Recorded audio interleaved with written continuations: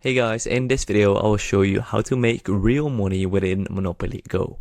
So basically what you can do, the first option you can try out is selling your Monopoly Go account.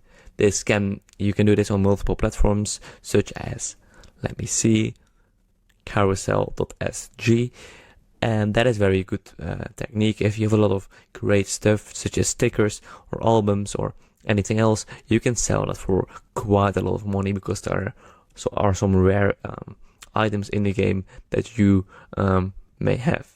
So the second thing is, I already told it a bit, is selling stickers. So as you can see, these are stickers that people are selling right now. As you can see, 2 hours ago, and yeah, these are only like 3 stickers, but you can also sell like 8 stickers or a lot of stickers, and people sell them for a lot of money.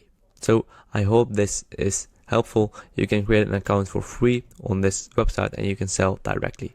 So I hope this video is helpful, and I see you guys in the next video. Bye bye.